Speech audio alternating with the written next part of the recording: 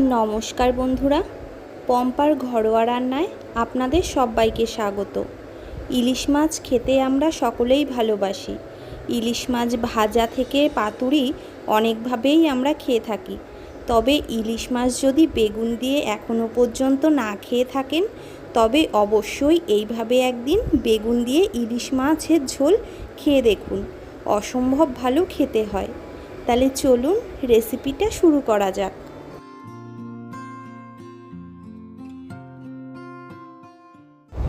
রান্নাটা করার জন্য প্রথমেই আমি এখানে নিয়েছি 4 পিস ইলিশ মাছ। মাছগুলোতে আমি লবণ ও হলুদ মাখিয়ে নিচ্ছি।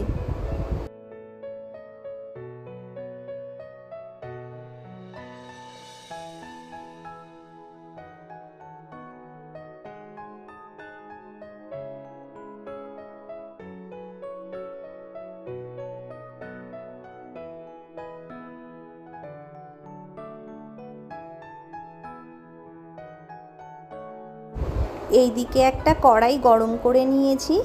কড়াইতে দিয়ে দিচ্ছি সরষের তেল।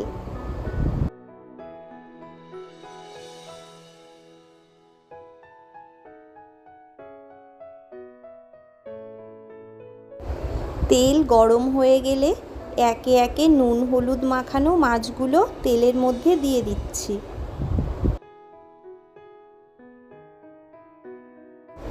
মাছগুলো উল্টে পাল্টে দু সাইডই ভেজে নেব।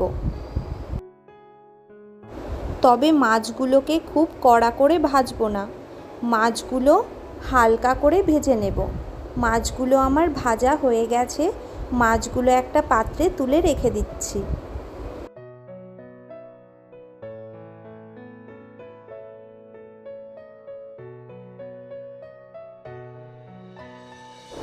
এবার ওই মাছ ভাজা তেলের মধ্যে দিয়ে দিচ্ছি হাফ চামচ কালো জিরে।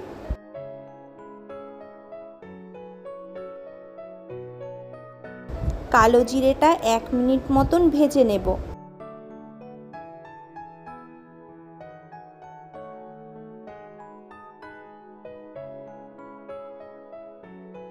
কালো জিরে থেকে সুন্দর একটা ভাজা গন্ধ বেরোলে তেলের মধ্যে দিয়ে দিচ্ছি পরিমাণ মতন হলুদ ও স্বাদ মতন লবণ।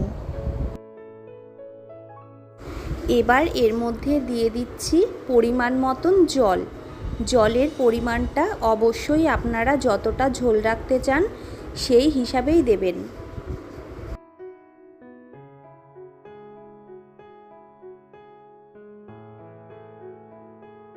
দিয়ে দিচ্ছি কয়েকটা চেরা কাঁচা লঙ্কা। আপনারা যে যেমন ঝাল খেতে পছন্দ করেন, ঝালের পরিমাণটা সেই হিসাবেই দেবেন। এবার গ্যাসের ফ্লেম হাইতে রেখে ঢাকা বন্ধ করে 5 থেকে 7 মিনিট ঝোলটা খুব ভালো করে ফুটিয়ে নেব। ঝোলটা ভালো করে ফুটে গেছে। এবার এর মধ্যে দিয়ে দিচ্ছি ভেজে রাখা ইলিশ মাছ। দিয়ে দিচ্ছি লম্বা লম্বা করে কেটে রাখা বেগুন। মাছ ও বেগুনগুলো ঝোলের সঙ্গে ভালো করে মিশিয়ে নিয়ে ঢাকা বন্ধ করে গ্যাসের ফ্লেম হাইতে রেখে 7 থেকে 8 মিনিট রান্না হতে দেব।